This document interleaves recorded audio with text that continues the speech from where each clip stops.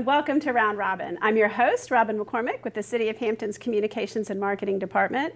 And today we're going to tackle a difficult issue, which is race relations and what can happen with when a city department is out of step culturally and doesn't understand its community, and when the community doesn't understand or relate to that city department or that issue. And as a jumping off point, we're going to use the issues that's going on in Ferguson, Missouri, or that recently happened, to talk about, could this happen in Hampton? What do we do to prevent such an incident or a misunderstanding after the incident and escalation? So my guests are Pat Uribes, and he's a citizen volunteer with the Citizens Engagement Advisory Commission and has been with the Unity Commission for quite a while, and Michele Woods-Jones, who's the staff member who directs the work of both of those two citizen committees. So I stumbled over the explanation. I'm not as good about this as you are, but one of the things that occurs to me when we do the citizen budget discussions every year is that there's a little less support for funding the Unity Commission than there is for some of the other citizen departments. And I think it's because when it's working, people don't see the need for it, because the kinds of crises that you would help to sift through aren't happening. Yes, precisely. And many people may not be aware of the fact that the Citizens Unity Commission was born out of a major conflict that was happening in the city that was race-related. And a group of citizens, cross-section, a fairly substantial number of citizens who represented different neighborhoods, etc., came together to talk about what did they believe this city needed to assure that when we had conflicts, we were best in shape to resolve them. And so, for all intents and purposes, the mission of the entire Citizens Unity Commission is to foster understanding and respect across the cultural differences within our population. So, you're right, people don't recognize that the power of building relationships is the bedrock, if you will, of making sure that when you have a problem in your community, that you have people across your community who can talk to one another and who can struggle to resolve it, as opposed to them versus us. Mm-hmm. And you think of it as the police, because I think that is where tension can frequently develop, but it could be other city issues. It could be a zoning issue. I remember when Newport News was putting in the above ground coal storage facilities, and people in that East End felt like they were being exposed to a hazard. So it was really, a development and zoning issue. It can be any kind of conflict or misunderstanding. Exactly, and that's why originally we had a Citizens Unity Commission and an ad hoc leadership group.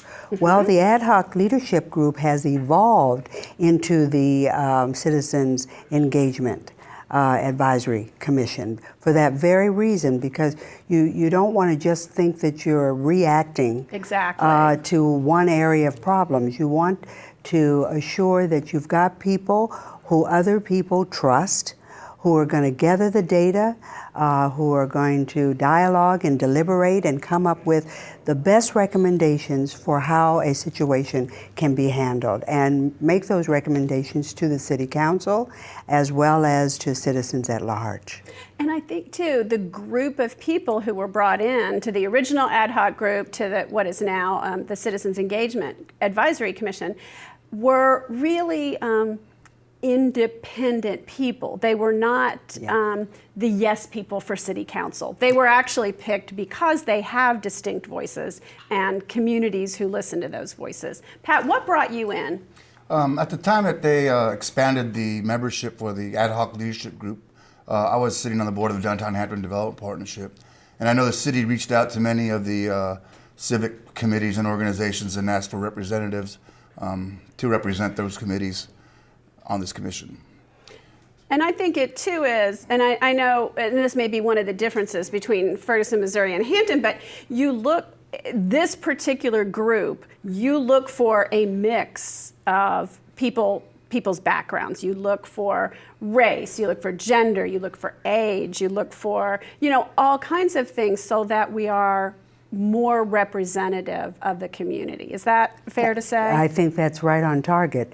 One of the things that makes me very proud of Hampton is that it understands the importance of civic engagement, but it understands the importance of civic engagement in terms of diversity and making sure that the various communities and the people who live in those communities have an opportunity to have their say, so that the end product that you come up with is really representative of the entire community. So how, I mean, all this is like, you know, nice, happy talk. Diversity, nice, happy talk. We all appreciate each other. What concrete things has your committees or commissions done in terms of making recommendations or working on training or things like that that help change perceptions? One of the things I'm going to ask Pat to elaborate on, because he played a major role in the design of this and the presentation of it, is that this commission wrote a comprehensive report to the City Council precisely about the relationships between our police department and our citizens. And there were a host of recommendations that I think will answer that question. Okay, Pat, you're on the hot seat. There were a couple of incidences in the community around 2011 or so that really gained a lot of attention. A lot of the people, the citizens of the community, wanted some answers, wanted to know what procedures were taking place. We were asked by the city council and the city manager to take a little study and do a review as to what the possibility of what recommendations we could make to the city to help facilitate and answer some of these questions the community had. We did, like Michele says, we did a very comprehensive report and had determined at the time that we felt that there was a trust issue. There were some conflicts between, at the time, some of the police division policies or behaviors and with the community that were in conflict. In our report, we kind of, really the gist of it, what we said was it was a trust and a communication situation that we really had to work on. So our recommendations basically were that we wanted to have some sort of review of incidences that happened in the community. And we also wanted some additional training to be taking place for how the police division deals with the community. And we asked for a detailed action plan to come out of the police division on how to get the community back engaged with each other and communicate. Now that is, I don't know if it's from your recommendation or if it was also happening simultaneously within the police department, but when Chief Salt came in and when we're interviewing candidates, that community policing, that interaction with citizens and business owners was a huge focus of certainly what he has been talking about since he's been here. Absolutely.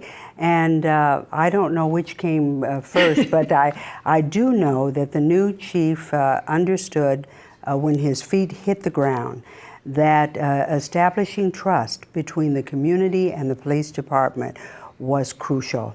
And the steps that have been taken that I'm aware of thus far have been designated to provide opportunities for the police and the citizens to develop relationships.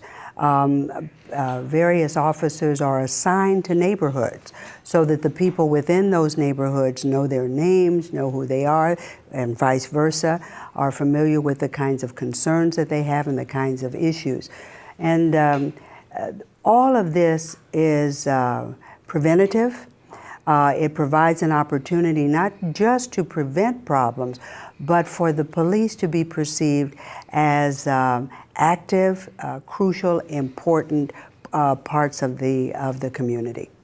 And that their goal is not confrontation, but preventing crime and helping to assure the safety of the citizens. The way they talk to people, the way in which they educate them on what to expect when they interact with them, etc. All these things build trust and build community. And that's important. And one of the things, and I heard a comedian say this, that, you know, before an incident or when a community is interviewed after an incident, they'll all say, oh, well, I didn't think that could happen here. We're the most, you know, peaceful, happy, get along place.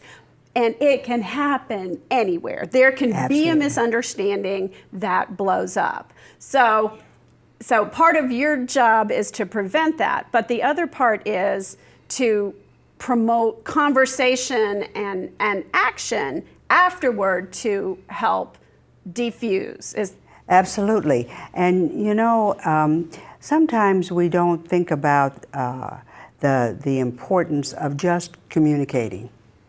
By and large, we operate in silos. We go to the same churches that our friends go to. We sort of stay in our neighborhoods, et cetera.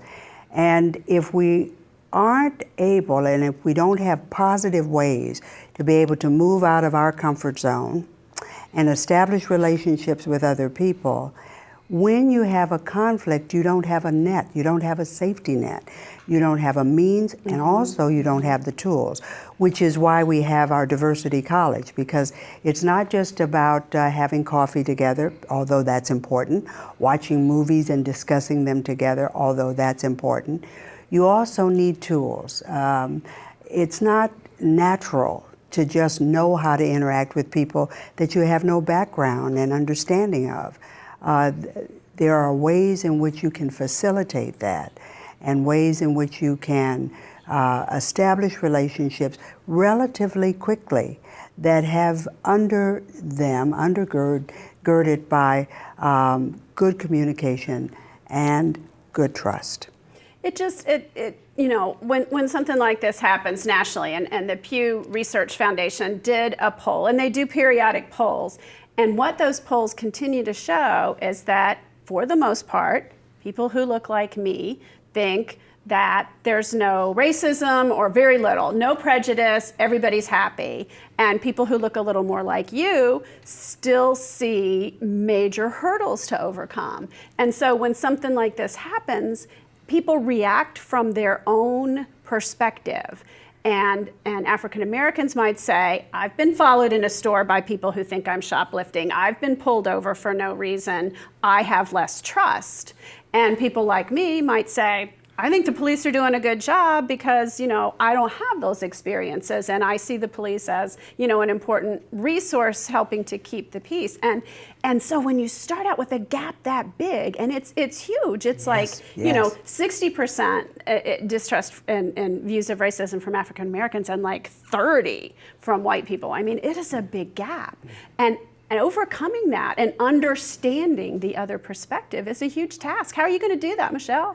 With a big old magic wand. Pat, how are you going to do it? And you come from a different Right. cultural perspective than either black or white at this point. But Yeah, and everything kind of depends where you're from. I mean, communities all across the country have the same issues. And like you said earlier, all are vulnerable to things that are going on, like, say, in Ferguson. We ourselves have had incidences that have sparked some hot topics. Right. It's interesting, though, too, when you say that the polls are taken, to see just the wide-ranging answers that come just based on the demographics, what questions being asked and what perspective it's being answered in. And I think going back to the SEAC, which is the commission, we have a very diverse group and experiences, cultural, ethnically, and our discussions represent all of those viewpoints and really gets a lot of conversation stirred up. But it's a good bird's eye view from the community, all aspects of the community, and hopefully we'll continue that and make more strides to keep the peace, if you will, and involve the community and the police division and any other city division, too now. Absolutely. Or it could be a neighborhood against a neighbor. It could be citizens against citizens who have developed an issue. It's important to note that it's not just the police division. We're here to advocate for the citizens on all fronts for the city. And that's important. And you all are pretty much handpicked by City Council and have City Council's ear in a way that the average citizen, might not, and to react for the citizens and to be that voice, which I think is extremely important to have. And the other thing that is important about this group is that they are recommended also by citizens. Yes, and they are nominated by citizens. And the question that the citizens are asked is, who would you trust? Right. Because that's very important. Because you need a voice that isn't the city's voice, but is the citizen's voice. Yes. But you need to be able to have that conversation in a way that isn't coming in out of anger, where there's an understanding and a trust that exists as a basis. Right. Correct. And that the platform that people can find common ground on is wanting to have a community that is safe, where people feel included and empowered to be participants, and where they feel that they are treated fairly. And so that's very important. The other thing that Pat mentioned, we are all the sum total of all of our experiences. Everything that has happened to us, the stories that our families have shared with us about their experiences, etc. And what we often fail to understand is that we all have very different experiences, and they are based on diversity, not just race, but class, economics. I don't think we talk enough about gender in this country. That's right. I think that's a big one. That's right. And for the first Age time is huge, in too, the when you history, talk we've about- got generational diversity. We have diversity in terms of our body types and sizes, and the views about how we look, and we have misperceptions based upon things that we've read about large categories of people, Right. much of which we have to unlearn. You've heard people say, "You're not like the others," right? So you say, how many of the others do you know? I know. We're not just what we look like, No, you know? There's a whole lot of difference there. A lot of texture and a lot of richness in those differences. Yeah, I mean, the one thing too we'd like to work on from the commission's aspect too is letting the community know that we're there, that they can come out and see us without fear of retaliation or anything. We're kind of an advocate for everybody. Good, in and the a good community, first so. place to start. If you That- don't trust the city, maybe you trust the Citizen Commission and can speak to them. And you guys are on the website. It's under the CUC. It's under the Citizens Unity Yes, it Commission is. as an offshoot on the webpage. So I do encourage people to go look for that. Well, thank you. This is actually a topic that I think we could discuss for an hour. Absolutely. or more, but we're going to cut it short and make people, come to Diversity College to learn more. Yes, we have room for all. Okay. Well, thank you. Thank you for tackling this tough issue. And thank you for listening. I know it is hard sometimes to deal with issues that are unpleasant and to think about what it means here and how you can get involved or can understand better or be part of helping make a better solution and a better Hampton. Thank you for watching.